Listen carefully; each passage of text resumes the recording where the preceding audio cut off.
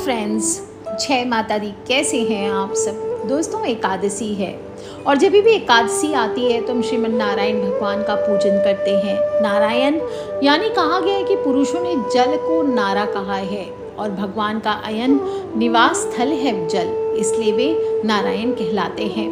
व्यापक रूप से भगवान विष्णु सर्वत्र विराजमान है। वे ही मेघ बनकर वर्षा करते हैं और वर्षा से अन्न उत्पन्न होता है और अन्न से ही प्रजा जीवन धारण करती है। जब भगवान श्री हरि विष्णु देवशयनी एकादशी से योग निद्रा में सो जाते हैं तो उसके बाद जब भाद्रपद माह के शुक्ल पक्ष की एकादशी आती है तो इस दिन वे अपना करवट बदलते हैं। इसलिए ही इस एकादशी को परिवर्तनी एकादशी, पद्म एकादशी, वामन एकादशी या डोल 11 के नाम से जाना जाता है। यह एकादशी देवी लक्ष्मी का आह्लादकारी व्रत है, इसलिए इस दिन भगवान विष्णु सहित माता लक्ष्मी का पूजन करना श्रेष्ठ माना गया है। इस व्रत के विषय में युधिष्ठिर भगवान श्री हरि कृष्ण से एक बार पूछते हैं, हे भगवान, भाद्रपद माह के शुक्ल पक्ष की एकादशी का नाम क्या है? इसकी विधि तथा इसके महात्म्य को कृपा करके कहिए। तब भगवान श्री हरि कृष्ण कहते हैं, इस पुण्य, स्वर्ग और मोक्ष को देने वाली तथा सभी पापों का नाश करने वाली वामन एकादशी का महात्म्य मैं तुमसे कहता हूँ, ध्यान पूर्वक सुनो। यह पद्मा परिवर्तनी एकादशी, जयंती एकादशी भी कहलाती है। इसका यज्ञ करने से वाजपेयी यज्ञ के बराबर फलों की प्राप्ति होती है। पापियों के पाप नाश करने के लिए इससे बढ़कर कोई उपाय नहीं है। जो भी मनुष्य इस एकादशी के दिन मेरे वामन रूप की पूजा करता है उससे तीनों लोक पूज्य हो जाते हैं। इस दिन जो भी मनुष्य व्रत रखकर कमल नयन भगवान का कमल से पूजन करते हैं वे अवश्य ही भगवान के समीप हो जाते हैं। ऐसा समझो, जिसने भाद्रपद शुक्ल पक्ष की एकादशी का व्रत और पूजन किया उसने ब्रह्मा विष्णु सहित तीनों लोकों का पूजन कर लिया। अतः हरिवासर अर्थात एकादशी का व्रत अवश्य करना चाहिए। भगवान के ऐसे वचन सुनकर युधिष्ठिर बोले, हे भगवान, मुझे अति संदेह हो रहा है कि आप किस प्रकार सोते और करवट लेते हैं तथा किस तरह राजा बलि को बांधा जाता है और वामन रूप रखकर आपने क्या क्या लीलाएं की। चातुर्मास के व्रत की क्या विधि है तथा आपके शयन करने पर मनुष्य का क्या क्या कर्तव्य है, सो आप मुझे विस्तार से बताइए। तब भगवान श्री हरि कृष्ण कहते हैं, हे राजन, आप सब पापों को नष्ट करने वाली कथा का श्रवण करें। त्रेता युग में बलि नामक एक दैत्य हुआ करता था। वह भगवान विष्णु का परम भक्त था और विविध प्रकार के वेद सूत्रों से भगवान विष्णु का पूजन किया करता था। नित्य ही ब्राह्मणों का पूजन और यज्ञ का आयोजन करता था। लेकिन इंद्र से द्वेष के कारण उसे इंद्रलोक तथा सभी देवताओं को जीत लिया। इस कारण सभी देवता एकत्र होकर सोच विचार कर भगवान विष्णु के पास गए। बृहस्पति सहित इंद्र आदि देवता प्रभु के निकट जाकर और नतमस्तक होकर वेद मंत्रों के द्वारा भगवान की स्तुति करने लगे। भगवान विष्णु ने वामन रूप धरकर 5वां अवतार लिया और अत्यंत तेजस्वी रूप से राजा बलि को जीत लिया। ऐसी वार्ता सुनकर राजा युधिष्ठिर कहते हैं, हे जनार्दन, आपने वामन रूप धरकर उस महाबली दैत्य को किस प्रकार जीता? तब श्री कृष्ण भगवान कहते हैं, मैंने वामन रूप ब्रह्मचारी के रूप में बलि से 3 पग भूमि की याचना की। ये मुझको 3 लोक के समान है और हे राजन, यह तुमको अवश्य देनी पड़ेगी। राजा बलि ने इसे तुच्छ याचना समझकर 3 पग भूमि का संकल्प मुझको दे दिया और मैंने फिर अपने त्रिविक्रम रूप का विस्तार किया और पग को बढ़ा लिया और भूलोक में पद, भुवर लोक में जंघा, स्वर्ग लोक में कमर, महलोक में पेट, जनलोक में हृदय, यमलोक में कंठ की स्थापना कर सत्यलोक में मुख और उसके ऊपर के लोक में मस्तक को स्थापित किया। तब सूर्य, चंद्रमा आदि सब ग्रह गण, योग, नक्षत्र, इंद्र आदि देवता और शेष आदि सब नाग गणों ने विविध प्रकार से मेरी वेद सूक्तों से प्रार्थना की। तब मैंने राजा बलि का हाथ पकड़कर कहा कि हे राजन, एक पद से पृथ्वी, दूसरे से स्वर्ग लोक पूर्ण हो गए, अब तीसरा पग मैं कहाँ रखूं? तब बलि ने अपना सिर झुका लिया और मैंने अपना पैर उसके मस्तक पर रख दिया, जिससे मेरा वह भक्त पाताल लोक में चला गया। राजा बलि की दानवीरता को देखकर भगवान विष्णु अत्यंत प्रसन्न हुए और उन्हें पाताल का स्वामी बनाते हुए वचन दिया कि 4 माह के लिए मैं स्वयं पाताल लोक में आकर निवास करूंगा। फिर उसकी विनती और नम्रता को देखकर मैंने कहा कि बलि, तू चिंता मत कर, मैं सदैव तेरे निकट ही रहूंगा। और विरोचन पुत्र बलि के कहने पर भाद्रपद शुक्ल एकादशी के दिन बलि के आश्रम पर मेरी मूर्ति स्थापित हुई और दूसरी क्षीर सागर में शेषनाग के पृष्ठ पर हुई। हे राजन, इस एकादशी को भगवान शयन करते हुए करवट लेते हैं, इसलिए तीनों लोकों के स्वामी भगवान विष्णु का इस दिन पूजन अवश्य करना चाहिए और तांबा, चांदी, चावल, दही आदि का दान करना चाहिए। रात्रि जागरण करना चाहिए। जो भी वैष्णव विधि पूर्वक इस एकादशी का व्रत करता है वह सब पापों से मुक्त होकर स्वर्ग में जाकर चंद्रमा के समान प्रकाशित होते हैं और यश को पाते हैं। जो पाप नाशक भक्त इस कथा को पढ़ते हैं, सुनते हैं, औरों को सुनाते हैं, उनको 1000 अश्वमेघ यज्ञ के बराबर फलों की प्राप्ति होती है। इस प्रकार परिवर्तनी एकादशी के व्रत की कथा संपूर्ण होती है। तो बोलिए श्री हरि विष्णु भगवान की जय। दोस्तों, इस बार ये खास डोल एकादशी का व्रत 14 सितंबर के दिन रखा जा रहा है और 2 अत्यंत ही शुभ योग, सर्वार्थ सिद्धि योग और रवि योग का निर्माण भी हो रहा है, जिसमें आप जो भी करेंगे, पूजा पाठ करेंगे, उपाय करेंगे, तो ये साधकों को बहुत ज़बरदस्त लाभ की प्राप्ति कराएगा। एकादशी तिथि का प्रारंभ 13 सितंबर को रात को 10:40 पर हो रहा है। एकादशी तिथि पूर्ण होगी आपकी 14 सितंबर को रात को 8:41 पर। तो सभी लोग उदय तिथि का भान रखते हुए परिवर्तनी एकादशी का व्रत 14 सितंबर को रखेंगे। जो लोग भी पूजा करना चाहते हैं तो श्रेष्ठ मुहूर्त सुबह 7:38 से लेकर 9:11 तक है और द्वादशी के दिन आपको व्रत का पारण करना है। पारण मुहूर्त 15 सितंबर को है, सुबह 6:06 से लेकर सुबह 8:34 तक। तो क्या करना है एकादशी के दिन, पहले समझे। जो लोग भी व्रत रखेंगे इस दिन आपको सुबह जल्दी उठना है। एकादशी व्रत करने की इच्छा रखने वाले मनुष्य को दशमी की तिथि से ही कुछ ज़रूरी नियमों का पालन करना चाहिए। मांस, मदिरा, प्याज, लहसुन, मसूर की दाल, इन चीज़ों का सेवन रात्रि में नहीं करना चाहिए। भोग विलास से दूर रहते हुए ब्रह्मचर्य का पालन करते हुए ओम नमो भगवते वासुदेवाय, ओम नमो भगवते वासुदेवाय ऐसा जाप करते हुए भगवान विष्णु का ध्यान करते हुए आपको सोना चाहिए। एकादशी के दिन आपको सुबह जल्दी उठना चाहिए।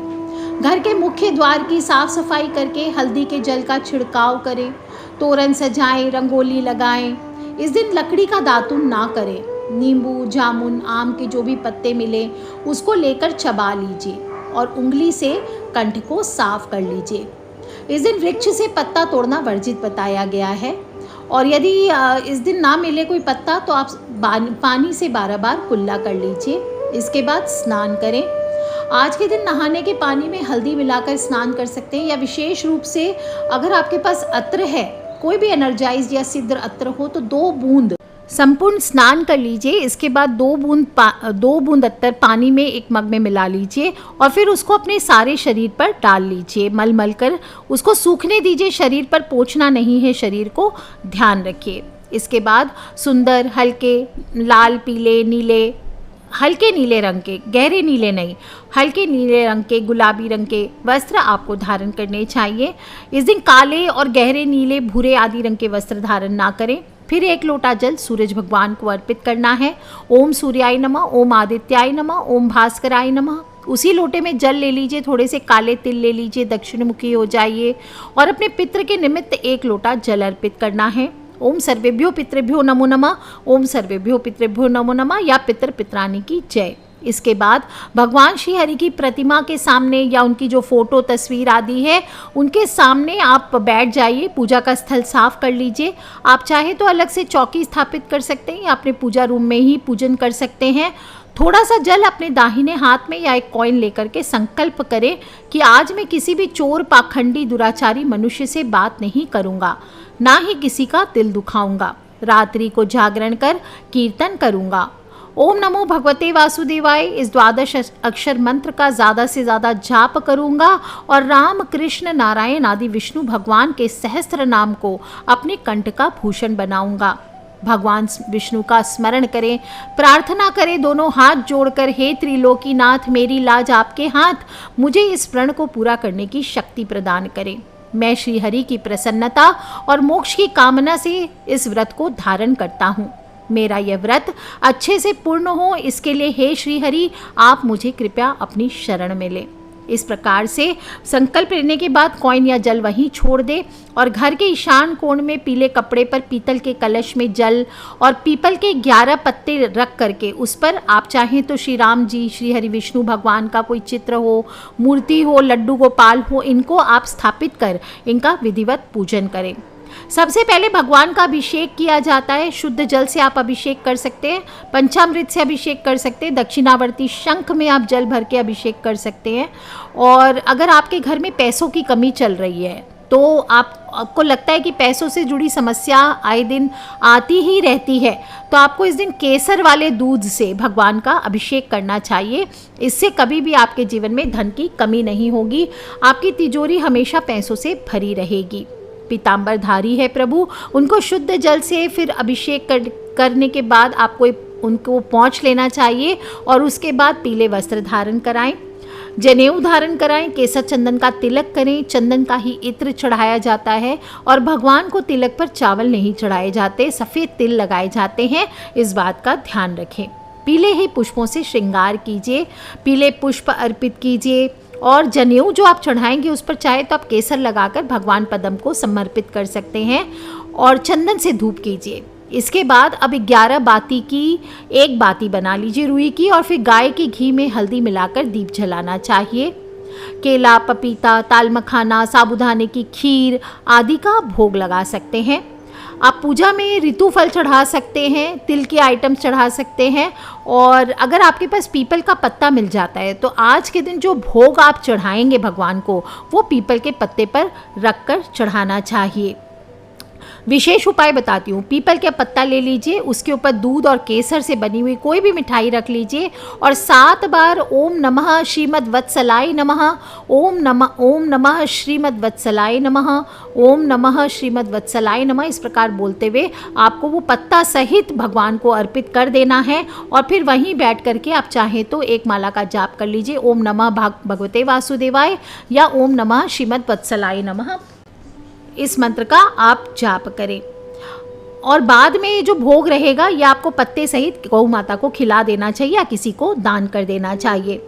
आप चाहें तो आज 11 पीपल के पत्ते लेकर प्रत्येक पत्ते पर श्रीम चंदन से लिख लीजिए, पत्ते पर श्रीम श्रीम ऐसे लिखना है और इसे माता लक्ष्मी बहुत प्रसन्न होती है, तो आप माता लक्ष्मी और विष्णु भगवान सहित पूजन करके ये पत्ते आप अर्पित कीजिए और इसके बाद इसकी तोरण बनाकर अपने घर या दुकान के मुख्य द्वार पर बांध दीजिए। दोस्तों कहते हैं कि इस प्रकार से आप अगर अर्पित करते हैं तो आपके जीवन में धन से जुड़ी जो भी समस्याएं हैं वो दूर हो जाती है।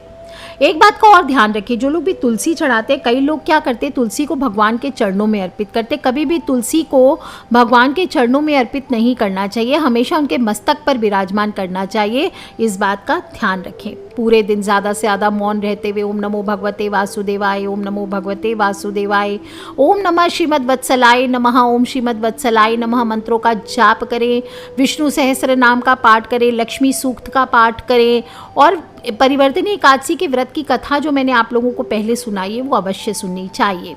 इस दिन शाम के समय एज़ यूजुअल तुलसी के पौधे पर घी का दीपक ज़रूर जलाइए, तुलसी की परिक्रमा करिए, तुलसी माँ के अष्टनामों का, तुलसी नामाष्टक का पाठ कीजिए और तुलसी की पूजा के बिना भगवान की पूजा पूर्ण नहीं मानी जाती है, इसलिए इस दिन भगवान विष्णु के साथ साथ तुलसी पूजन अवश्य करना चाहिए।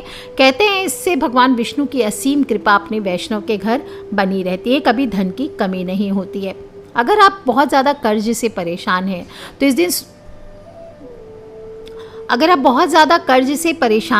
दिन सुबह सुबह नहा धोकर पीपल के पेड़ पर आपको जाना चाहिए और 1 लोटा जल अपने साथ लेकर के जाइए और ओम नमो भगवते वासुदेवाय नमः, ओम नमः श्रीमद् वत्सलाय नमः इस मंत्र का जाप करते हुए आपको अपने दोनों हाथों में लोटे को लेकर के जल को आपको पीपल पर अर्पित कर देना चाहिए।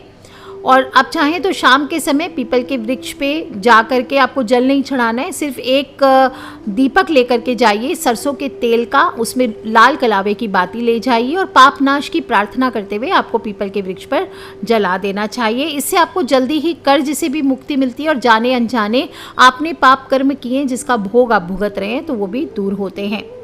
दोस्तों, एकादशी के दिन सुबह सुबह पूजा पाठ से निवृत्त होने के बाद आपको पहले लाल गाय अगर मिल जाए तो उसको चारा भी अवश्य खिलाना चाहिए। और इसके अतिरिक्त इस दिन तांबा, चावल, दही आदि का दान भी अवश्य करना चाहिए। इस दिन गरीबों को अन्नदान करना पुण्य का काम माना जाता है। जो भी ज़रूरतमंद हैं उनको वस्त्र हो, छाता हो, दूध हो, फल हो, धन हो, आपको दान करना चाहिए। इससे भगवान विष्णु के साथ साथ पितरों का भी आशीर्वाद प्रदान होता है और साथ ही साथ धार्मिक पुस्तकें हों तो उसका भी वितरण करना चाहिए। इससे आपके ज्ञान में वृद्धि होती है। जो भी अनाथ हों, बीमार लोग हों, इनकी सेवा आपको ज़रूर करनी चाहिए। इस दिन कुछ काम है जो आपको नहीं करना चाहिए। व्रत का दिन है तो आपको इस दिन अन्न ग्रहण नहीं करना चाहिए। जो लोग व्रत नहीं भी कर रहे हैं वो भी इस दिन कम से कम सात्विक भोजन करें, इस बात का ध्यान रखें। शाम को पूजा के बाद फल ग्रहण कर सकते हैं। 7 तरह के अनाज, गेहूं, उड़द, मूंग, चना, जौ और चावल, मसूर आदि का सेवन ना करें और इस दिन इन 7 प्रकार के अनाजों से परहेज करना चाहिए। इससे आपका वर्चस्व कायम होता है समाज में। इस दिन प्याज, लहसुन, मांस, मदिरा आदि का सेवन तो नहीं करना है। किसी भी प्रकार का नशा, पान, पराग आदि भी आपको नहीं खाना है। शराब नहीं पीना है, जुआ नहीं खेलना है, क्रोध नहीं करना है, बड़े बुजुर्गों का अपमान न करें, पति पत्नी एक दूसरे का अपमान न करें, बच्चों को मारे पीटे नहीं, दुष्ट लोगों से दूरी बना करके रखें, किसी भी प्रकार की हिंसा ना करें, झूठ ना बोलें, अपने क्रोध पर नियंत्रण रखें और किसी से झगड़ा ना करें। किसी भी प्रकार के अनैतिक कार्य को करने से बचना चाहिए। इस दिन दाढ़ी हो, मूछ हो, बाल हो, नाखून ना काटें, हेयर वॉश ना करें। स्त्रियां इस बात का ध्यान रखें। ब्रह्मचर्य का पालन अवश्य करें। पर स्त्री, पर पुरुष की ओर आपको गलत दृष्टि नहीं डालनी चाहिए।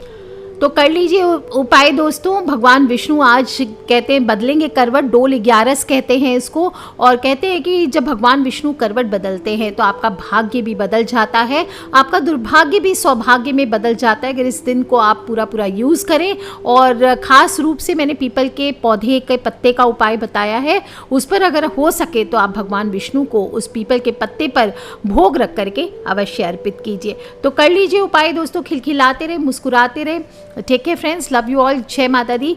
और अकेले नहीं सुनना है, कथा मैंने सुनाई है, अपने फ्रेंड्स, फैमिली, मम्मी पापा, भाई बहन, बच्चे सभी लोगों से इसे शेयर करते रहा करें, क्योंकि हमें नहीं पता कौन सा उपाय कब किसकी लाइफ बदल दे। So love you all friends, take care, जय माता दी, बम बम, भोलेनाथ की जय करा, शेरा वाली दा बोल, सांचे दरबार की जय, विष्णु भगवान की जय, लक्ष्मी मैया की जय।